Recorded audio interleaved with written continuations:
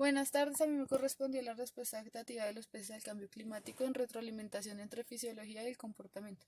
Para poder entender el artículo se debe poder comprender la capacidad de adaptación de los individuos. Esta va desde las células hasta el rendimiento general, la cual permite a las especies adaptarse al cambio ambiental.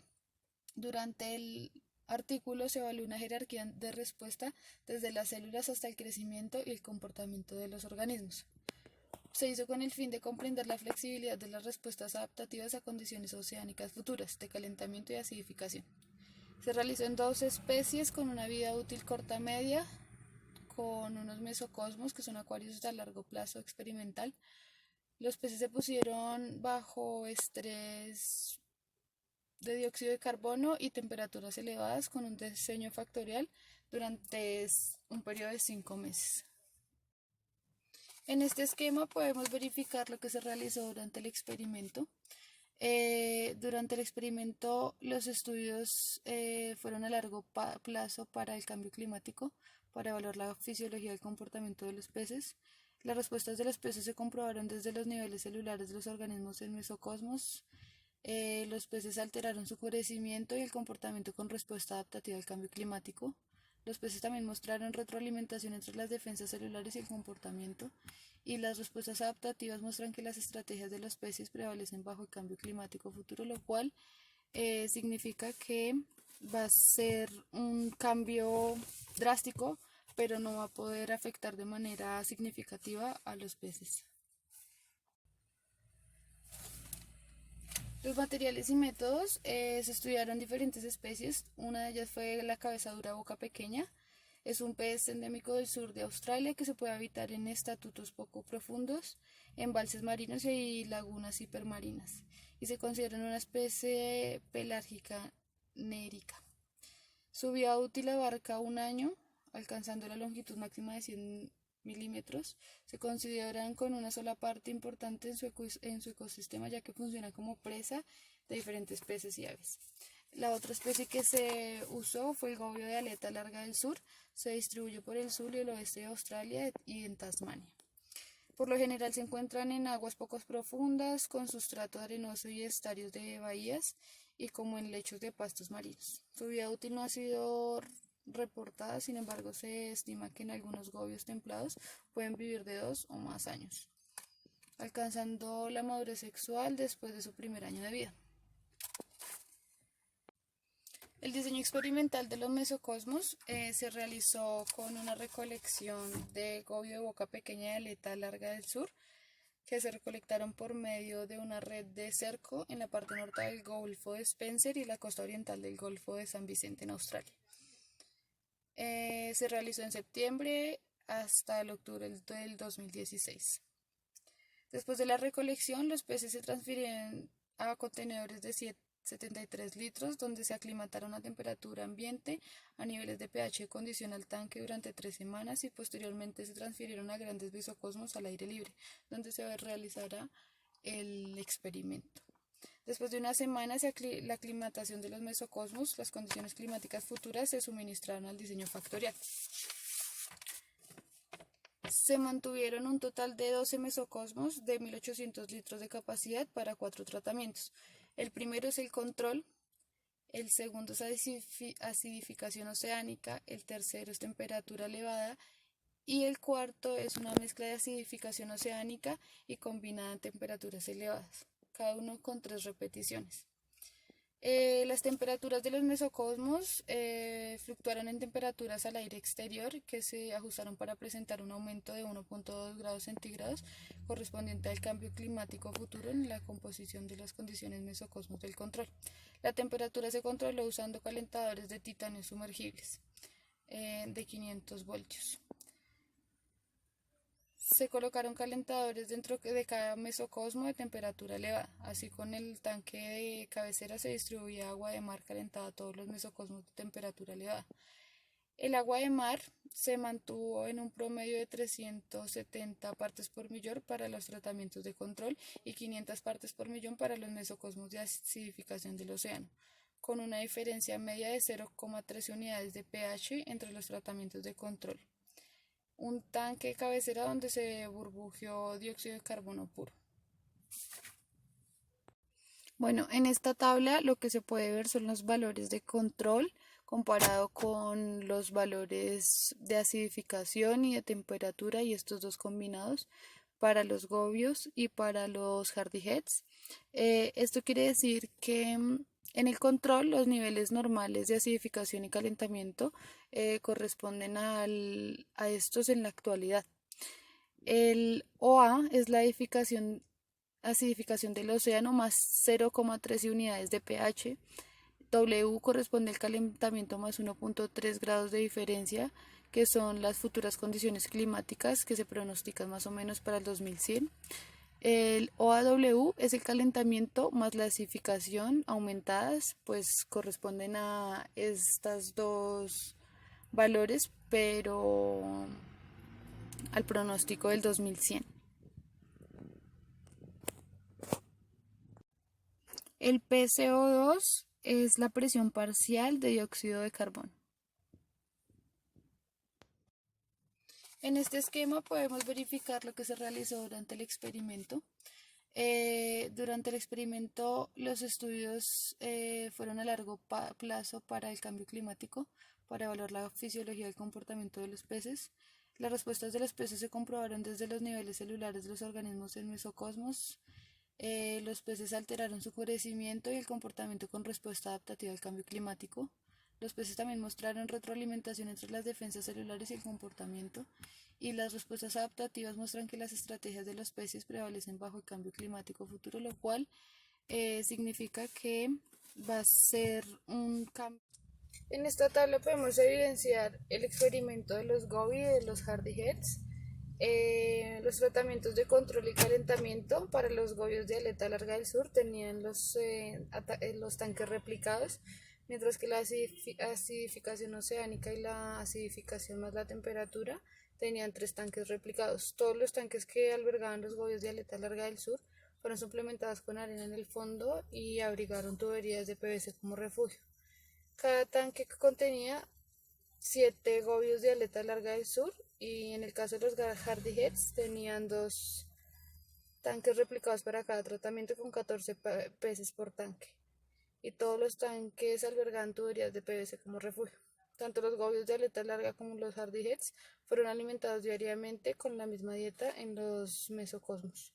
El peso individual de los peces y la longitud total se midieron al comienzo del experimento de los mesocosmos y al final del experimento del acuario.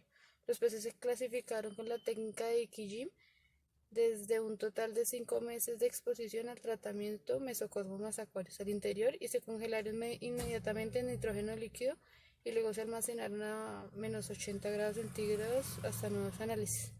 Las muestras se tomaron en la alcalinidad del agua del mar, que se procesó el mismo día, la recolección mediante valores de Gram y a partir de muestras de 40 mililitros.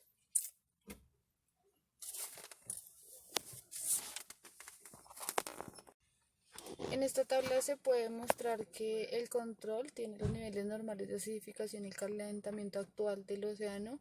El OA representa la acidificación del océano más 0,13 unidades, que es el proyectado al 2100. El W, que es el calentamiento más 1,0 grados centígrados de diferencia, que son las futuras condiciones climáticas del océano, y el OAW, que es el calentamiento más la acidificación futura. Se evaluaron las respuestas fisiológicas al estrés y al estado de los peces. Se evaluaron diferentes indicadores, como el indicador de ARN, ADN, el crecimiento somático a corto plazo, el indicador TAC, que es la defensa antioxidante celular, el indicador MDA, que es el estrés oxidativo celular, indicador GSI, de inversión reproductiva de un pez, indicador HSI, las reservas energéticas pesqueras, indicador de factor K, que es la condición corporal del pez, y el crecimiento somático, indicando a largo plazo cómo se aumenta. El análisis estadístico fueron los niveles de actividad, la tasa de mordedura, las relaciones de ARN-ADN y todos los diferentes factores que se usaron para la fisiología. Más que todo se evaluó la tasa de mordedura en el momento en el que se les depositaba la comida. El TAC no difirió entre los tratamientos para los gobios de aleta larga del sur, sin embargo los jardices, el TAC fueron los mayores tratamientos a temperaturas elevadas que los tratamientos de ambiente, el control. Con respecto al daño oxidativo, los niveles de daños oxidativos no difirieron entre los tratamientos para los gobios de aleta larga del sur, mientras que los jardices tenían niveles más altos de MDA bajo el tratamiento combinado de temperatura y acidificación. Las tasas de mordedura y los niveles de actividad en los gobios de aleta larga del sur fueron más altos bajo los tratamientos de OA y AOW que bajo los tratamientos de C y W. Las tasas de mordedura en los Hardy Head solo fueron más altas bajo W. La relación ARN-ADN en los gobios de aleta larga del sur y el análisis multivariado de la relación ARN-ADN y el crecimiento somático combinado mostraron una mayor prevalencia en los gobios de aleta larga del sur.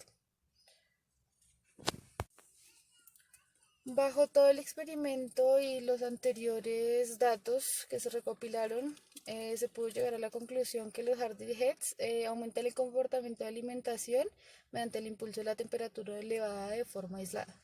Los gobios de aleta larga aumentan el comportamiento de alimentación y bajo el impulso de CO2, independientemente de la temperatura. Ellos la temperatura elevada en cualquiera de los tratamientos no tuvieron ningún efecto en rasgos de aptitud física como el crecimiento, inversión reproductiva y energética. En los oxidantes y temperatura, los Hardy Heads, la temperatura elevada produjo un aumento de eliminación de antioxidantes, lo que indica que la capacidad de endoscopio con estrés oxidativo como resultado se evitó el daño oxidativo sin concentraciones elevadas de peróxido lipídica, MDA, lo que resulta en una alta demanda energética. Por lo tanto, solo con aumento de temperatura aumenta el comportamiento de alimentación, lo que es una respuesta adaptativa porque el costo energético de reparar el daño celular es mayor. Con mayor alimentación se puede mantener el crecimiento somático. A mayor temperatura y mayor dióxido de carbono en el ambiente, los Hardy Heads en este caso no pudieron mantener la defensa antioxidante para prevenir el daño celular causado por el estrés oxidativo. Esto se comprobó porque se comprometió el comportamiento de búsqueda, se redujo la búsqueda de alimento y el crecimiento a falta del comportamiento alimentario. Impidió la producción de antioxidantes para prevenir el daño oxidativo. En el caso en donde solamente los mesocosmos y los acuarios se les